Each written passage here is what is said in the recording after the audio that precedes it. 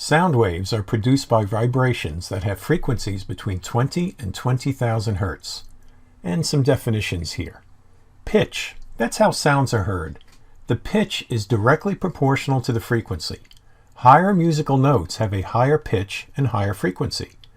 The audible range, that's the sound that humans can hear, is about 20 hertz to 20,000 hertz. The upper limit decreases with age. Ultrasound, that's above 20,000 hertz, and then infrasound is below 20 hertz. Let's work a problem. A sound wave has a frequency of 300 hertz in air. What is its wavelength? Here's our givens, here's the frequency, and we weren't given this in the problem, but we talked about that a couple slides ago. We're going to use the velocity of sound as 340 meters per second.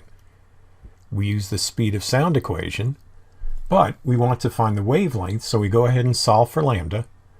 And we do that by dividing both sides of the equation by frequency. We put in our givens, and then we get a wavelength of 1.13 meters. And remember, hertz is seconds per inverse, or 1 over seconds, so that cancels out here, and you get meters as your proper unit. An echo off a building is heard 1.5 seconds after the sound is made. How far away is the building? Our givens are 1.5 seconds and the velocity of sound. Now, before we start solving the problem, let's see what we have. Since the echoes bounce off a surface and come back, 1.5 seconds is the time it takes for the sound wave to go to the building and come back. So here's the person, and here's the building. Sound wave goes here and bounces back. That means the distance the sound wave travels is twice the distance to the building, which is what we're trying to find. So to calculate the distance to the building, substitute half of the time. So instead of putting in 1.5 seconds, we put in half that, which is 0.75. So here's our velocity equation. We solve for d by multiplying both sides by t, substitute in our givens, and we substitute in half the times, and the distance to the building is 255 meters. A student hears thunder 6 seconds after a lightning strike. How far is the student from where the lightning struck? The givens are right here.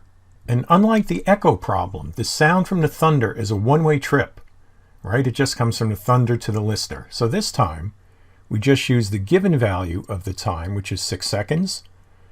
We have our constant speed equation, solve for d by multiplying both sides by the time, put in our givens, and we get the lightning hit at 2,040 meters.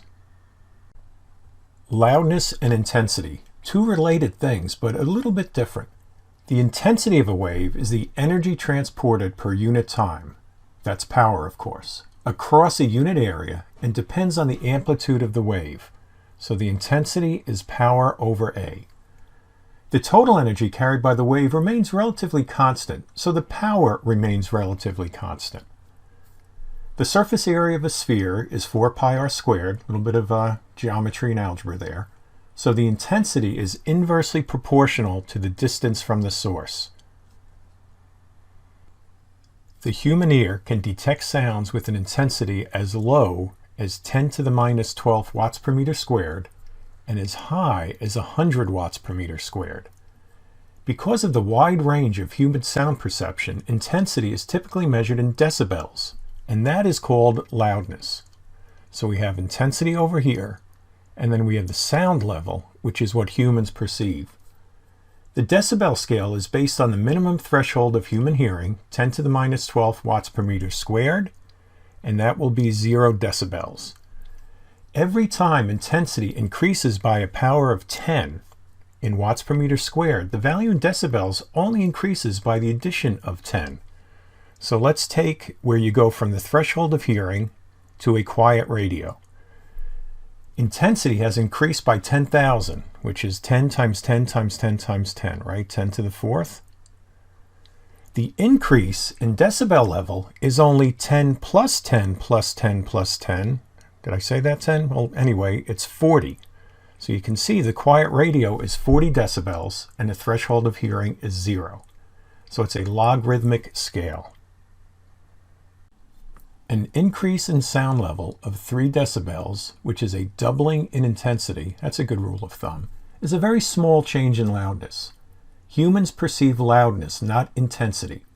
In open areas, the intensity of sound diminishes with distance. 1 over r squared it's proportional to. However, in enclosed spaces, this is complicated by reflections, and if sound travels through air, the higher frequencies get preferentially absorbed. No, this is not an anatomy class, but the ear is a pretty complex system. Got 3 tiny bones in here, and you have an auditory nerve that goes right to the brain, and various other biological stuff. But once again, here's the key. Loudness is the perception of the intensity of a wave and depends on the physiology of the ear. You can see there's a lot of moving parts in there, and how sensitive it is to vibrations. And this eardrum here, that's one of the reasons that as you get older, you don't hear higher frequencies. What happens is that stiffens over time and it won't vibrate as fast. So that'd be a good test. You can Google that on the web and test what older folks like myself can hear in terms of frequencies versus younger people. So here's a short explanation of the ear. You've got the outer ear, where sound waves travel down the ear canal to the eardrum, which vibrates in response. Then you have the middle ear, which are the little bones there, hammer, anvil, and stirrup, and they transfer vibrations to the inner ear. And then the inner ear, you have the cochlea transforming vibrational energy to electrical energy and sending signals to the brain. And here's a nice video to sum that up. Musical instruments produce sounds in various ways: vibrating strings, vibrating membranes, vibrating metal or wood shapes, vibrating air columns. And you can see the key word there. The vibration may be started by plucking, striking, bowing, or blowing. The vibrations are transmitted to the air and then to our ears. The strings on a guitar can be effectively shortened by fingering, raising the fundamental pitch. So if your left hand, let's say you're righty, if your left hand is way up there and you're plucking down here, you get low notes. When you bring your fingers down here, which Jimi Hendrix used to do a lot, you get the higher notes, the higher pitches. The pitch of a string of a given length can also be altered by using a string of different density. And you can click here for video on guitar string pitch. A piano uses both methods to cover its more than 7-octave range. The lower strings are much longer and much thicker than the higher ones and give you the low notes, and up here the high notes. The strings on stringed instruments produce a fundamental tone or frequency whose wavelength is twice the length of the string. That was shown in the waves unit of this course, the one right before this one. The product of string length and pitch is a constant. So the length increases as you go this way, but the pitch increases this way. You get the higher notes up there.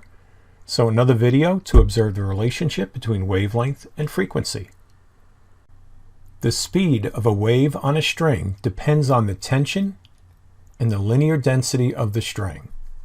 The speed of sound in air is approximately 340 meters per second. We've said that a few times, but just a reminder. As the sound wave changes medium from the instrument string, right? You've got the string vibrating here, and then it starts vibrating the air molecules. The speed and wavelength of this wave that started out on the string will change. But here's the key. The frequency remains constant. Wind instruments create sound through standing waves, and we talked about that in the last unit also, in a column of air. Column of air is going through like that. And here's a video on sound in air columns.